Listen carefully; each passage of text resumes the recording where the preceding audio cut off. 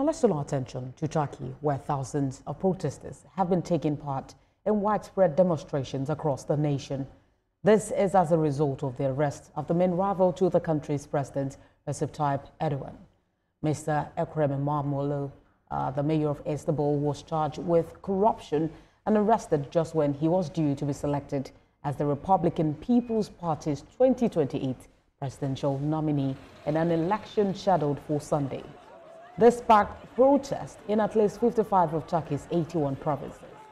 Ekrem says the allegations against him are politically motivated. President Erdogan has condemned the demonstrations and accused the Republican People's Party of trying to disturb the peace and polarize the nation's people. Opposition leader is among more than 100 people being detained under government order. He's also asking people across Turkey to join the protest and ensure they vote on Sunday. And for a deeper look into the fast-spreading protest in Turkey, lecturer plus business and public policy analyst Kenneth Ikinwa joins me here in Lagos through Zoom. Thank you for joining us on The World Now. Ekrem İmamoğlu, the mayor of Istanbul, has been accused of graft and aiding a terrorist group. But how would you qualify these allegations, considering that the prosecutors are saying that they have a secret witness? Would you say this is credible enough, and do you think he's likely to get a fair trial? All right, thanks for having me on. Straight to the point, it's amazing that at this point in time, where elections are just around the corner, and where Mr. Ekrem İmamoğlu has risen to become a political local superstar and a key opposition force and figure in Turkey, such allegations will be labeled against him.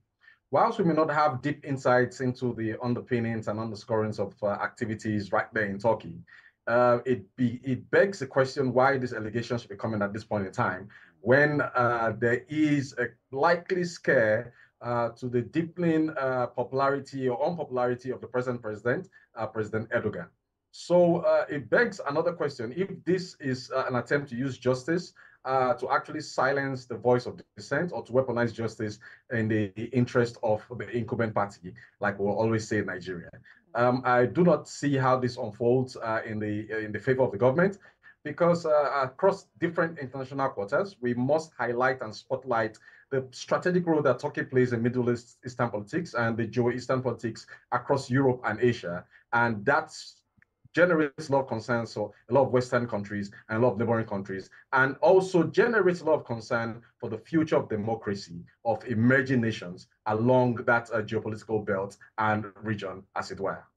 And considering the fact that he is also saying that his detention is politically motivated, which has now resulted in one of the biggest mass protests that we've seen in Turkey in decades, how much of a challenge will you think it will pose to Erdogan if he was allowed to run in the next election in 2028? Well, there are a couple of rules that exist in Turkey with respect to what qualifies a candidate to run for elections. I've also seen from some of the reportage that I've gone through that there are allegations, or there's an attempt to even withdraw the opposition's figure's degree, so that would make him incapacitate him from running.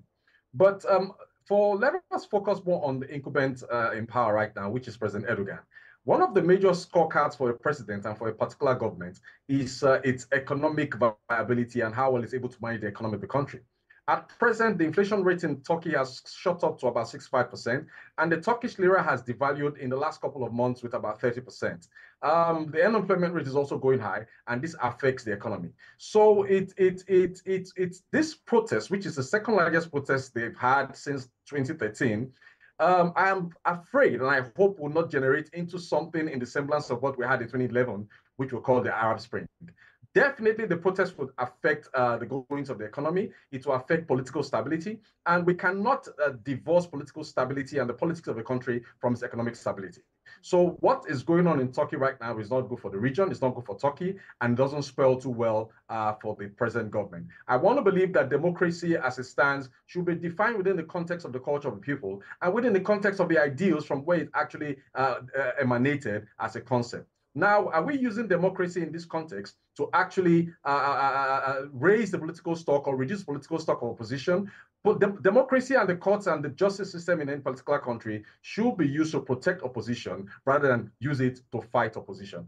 And I think that is what may be happening in Turkey, but we'll see how it unfolds. But the protests do not do well for the economy, neither do they do well for the social and moral order of Turkey. And this will generate international concerns sooner than later.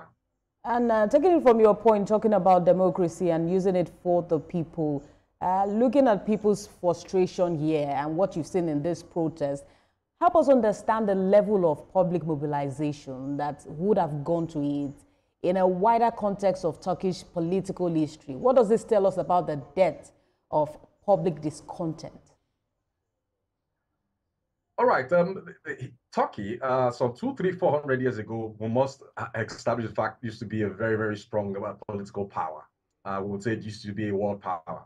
But presently, I think the generational shifts in Turkey and the generation that actually controls the economy right now is finding it hard to grapple with the fact that there is a shift in thinking, and which is leading to a lot of cognitive dissonance, especially with the younger generation. Now, taking it from your words and from the question you took, the mobilization that went into this, we would say that the social media played a great role, all right, in being a catalyst for this mobilization and in the dissemination of information. With what is happening in Turkey, we can see the growing rate of dissent, not particularly because a particular figure in government is not liked, but because it seems as though individuals try to forget that human life and human nature is actually transient, and we will bow and away from the scene someday. So the question now is, why do people, irrespective of race or tribe, usually want to cling to power as much as is possible? Now, I have it on record, too, that the present president is supposed to have the expiration of his tenure, and this could only be reversed if there's a constitutional change. So much more than this arrest, much more than this dissent, much more than the mobilization for these social actions, even though they might be violent in the end, the real issue here is whether the president, the real issue here, I think, is being brought to question and being brought to the front burner is to actually ensure that the constitution holds sway in Turkey and to show that nobody is above the law and to show that what applies to the present economic situation must not go down beyond where it is, and there must be justice for all, actually distributive justice for all. And that's a big concern, looking at how the protests have actually turned out. But thank you for talking to us. Business and public policy analyst Kenneth Ikenwa. Thank you for joining us on The World Now. Thanks for having me on. We're still watching The World Now on TVC News. We'll be back with more stories after this break. Stay with us.